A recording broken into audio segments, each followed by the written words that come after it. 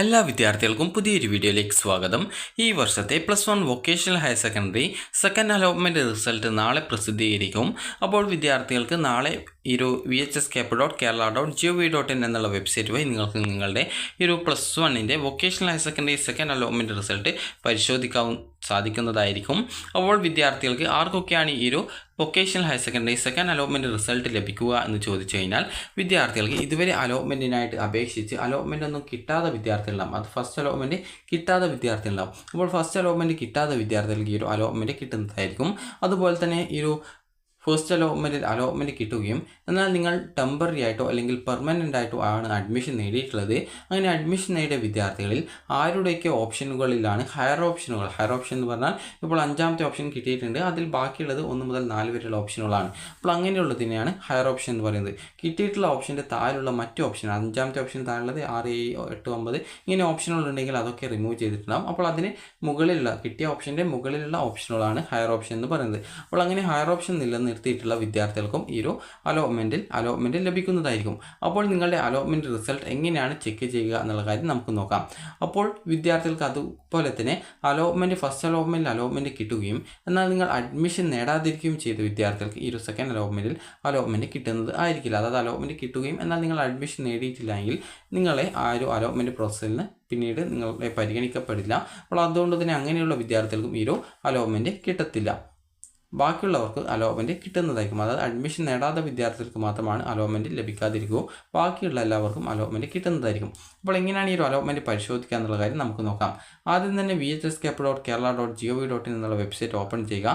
Open ചെയ്ത ശേഷം ഇവിടെ കാണാൻ സാധിക്കും, നാളെ കാണാൻ പറ്റും. ഇവിടെ ഫസ്റ്റ് എന്നുള്ളതിന് പകരം സെക്കൻഡ് അലോട്ട്മെൻറ്റ് റിസൾട്ട് എന്ന് പറഞ്ഞുകൊണ്ട് കാണാം. അപ്പോൾ ജസ്റ്റ് ഒന്ന് നിങ്ങൾ അതിൽ ക്ലിക്ക് ചെയ്യുക. അതിൽ ക്ലിക്ക് ചെയ്യുന്ന സമയത്ത് ഇതുപോലെയാണ് ഈ ഒരു പേജിലേക്കാണ് പോവുക.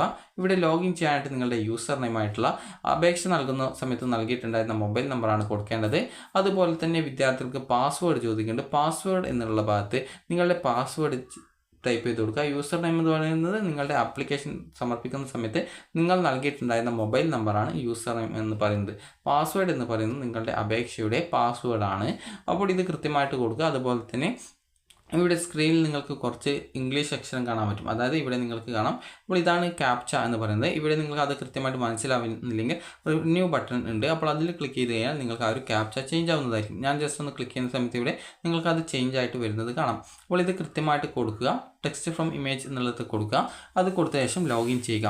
നിങ്ങൾക്ക് ലോഗിൻ ചെയ്ത ശേഷം നിങ്ങൾ പാസ്വേഡ് മറന്നു പോയിട്ടുണ്ടെങ്കിൽ നിങ്ങൾ ഫോർഗോട്ട് പാസ്വേഡ് ഉപയോഗിച്ചുകൊണ്ട് നിങ്ങൾക്ക് നിങ്ങളുടെ രജിസ്ട്രേഷൻ ചെയ്യുമ്പോൾ നൽകിയ മൊബൈൽ നമ്പർ കൊടുക്കുക. അതിനുശേഷം ഇവിടെ നിങ്ങൾക്കൊരു ടെക്സ്റ്റ് വന്നിട്ടുണ്ടാകും. അതായത് ഇവിടെ ആ ഒരു ഇംഗ്ലീഷ് അക്ഷരം നേരത്തെ പറഞ്ഞതുപോലെ തന്നെ നിങ്ങൾക്ക് കാണാൻ പറ്റും.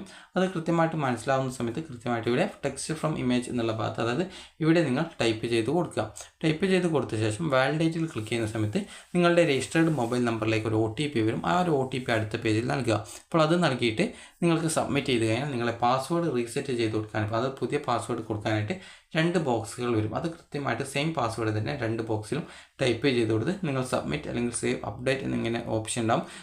അപ്പോൾ നിങ്ങൾ എന്താണ് ആ ഒരു സ്ക്രീനിൽ കാണുന്നത് ആ ഒരു ലിങ്കിൽ ക്ലിക്ക് ചെയ്ത് നിങ്ങളുടെ പുതിയ പാസ്വേഡ് സെറ്റ് ചെയ്ത് കൊടുക്കുക. അതിനുശേഷം നേരത്തെ പറഞ്ഞതുപോലെ നിങ്ങൾക്ക് ഈ ഒരു ലോഗിൻ ചെയ്യാനുള്ള ഈ ഒരു പേജിലേക്ക് നിങ്ങൾ വരിക. അതിനുശേഷം നിങ്ങൾക്ക് ആ ഒരു, അതായത് നിങ്ങളുടെ യൂസർ നെയിമായിട്ടുള്ള മൊബൈൽ നമ്പറാണ്. ആ ഒരു മൊബൈൽ നമ്പറും അതോടൊപ്പം തന്നെ നിങ്ങളുടെ പാസ്വേഡും അതുപോലെ തന്നെ നിങ്ങൾക്ക് ഇവിടെ കാണുന്ന ആ ഒരു കുറച്ച് ഇംഗ്ലീഷ് അക്ഷരം കാണാം. നിങ്ങൾ എന്താണോ സ്ക്രീനിൽ കാണുന്നത് ആ ഒരു സമയം കാണുന്നത് അത് കൃത്യമായിട്ട് ടെക്സ്റ്റ് ഫ്രം ഇമേജ് എന്നുള്ള ഭാഗത്ത് ടൈപ്പ് ചെയ്ത് കൊടുത്ത് ലോഗിൻ ചെയ്യുക. ലോഗിൻ ചെയ്യുന്നതോടുകൂടി വിദ്യാർത്ഥികൾക്ക് congratulations you have got allotment എന്ന് പറഞ്ഞുകൊണ്ട് കാണാൻ പറ്റും. അങ്ങനെയെങ്കിൽ നിങ്ങൾക്ക് അലോട്ട്മെൻറ്റ് കിട്ടിയെന്ന് മനസ്സിലാക്കാം. അതേസമയം sorry you have no allotment എന്നാണെങ്കിൽ അലോട്ട്മെൻറ്റ് കിട്ടിയിട്ടില്ല എന്ന് മനസ്സിലാക്കാം. അതുപോലെ sorry you have no change എന്നാണെങ്കിൽ നോ ചേഞ്ച് എന്നുള്ളതിന് അർത്ഥം വിദ്യാർത്ഥികൾക്ക് അലോട്ട്മെൻറ്റ് കിട്ടിയിട്ടുണ്ടായിരുന്നു, അത് ഫസ്റ്റ് അലോട്ട്മെൻറ്റ് കിട്ടിയിട്ടുണ്ടായിരുന്നു, എന്നാൽ സെക്കൻഡ് അലോട്ട്മെൻറ്റ് കിട്ടിയിട്ടില്ല എന്നാണ് അതിൻ്റെ അർത്ഥം. അതുപോലെ തന്നെ നിങ്ങൾക്ക് അതിനുശേഷം നിങ്ങൾക്ക് കാണാൻ പറ്റുന്നതാണ് ഫസ്റ്റ് അലോട്ട്മെൻറ്റ് റിസൾട്ട് എന്നുള്ളൊരു ലിങ്ക് കാണാൻ പറ്റും. അപ്പോൾ സെക്കൻഡ് അലോട്ട്മെൻറ്റ് റിസൾട്ട് എന്നുള്ള ഒരു ലിങ്ക് കാണാൻ പറ്റും. ജസ്റ്റ് നിങ്ങൾ ആ ഒരു ലിങ്കിൽ ക്ലിക്ക് ചെയ്യുക. ക്ലിക്ക് ചെയ്യുന്ന സമയത്തും അടുത്ത പേജിലേക്ക് പോകുന്നതാണ്. അടുത്ത പേജിൽ നിങ്ങൾക്ക് വ്യൂ അലോട്ട്മെൻറ്റ് ലെറ്റർ എന്നുള്ളൊരു ഓപ്ഷൻ കാണാം. അതുപോലെ തന്നെ ലാസ്റ്റ് റാങ്ക് ഡീറ്റെയിൽസ് എന്ന് പറഞ്ഞിട്ട് ലാസ്റ്റ് റാങ്ക് ഡീറ്റെയിൽസ് എന്ന് പറഞ്ഞിട്ടും കാണാൻ പറ്റും. അപ്പോൾ വ്യൂ അലോട്ട്മെൻറ്റ് ലെറ്ററിൽ ക്ലിക്ക് ചെയ്ത് നിങ്ങളുടെ അലോട്ട്മെൻറ്റ് ലെറ്റർ ഡൗൺലോഡ് ചെയ്തെടുക്കുക.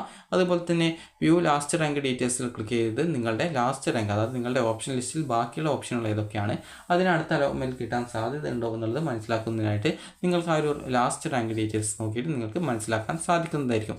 അപ്പോൾ ഈ ഒരു രീതിയിൽ നിങ്ങളുടെ ലാസ്റ്റ് റാങ്ക് നോക്കിയിട്ട് അടുത്ത അലോട്ട്മെൻറ്റിൽ നിങ്ങൾക്ക് മറ്റൊരു ഓപ്ഷൻ കിട്ടാൻ സാധ്യത ഉണ്ടോ എന്നുള്ളത് കൃത്യമായിട്ട് മനസ്സിലാക്കാവുന്നതാണ്. നിങ്ങൾക്ക് ഇപ്പോൾ കിട്ടുന്ന ആ ഒരു ഓപ്ഷൻ തന്നെ മതി എന്നാണെങ്കിൽ നിങ്ങൾക്ക് സ്കൂളിൽ പോയിട്ട് ഹയർ ഓപ്ഷൻ റദ്ദ് ചെയ്ത് പെർമനൻറ്റ് അഡ്മിഷൻ നേടാം.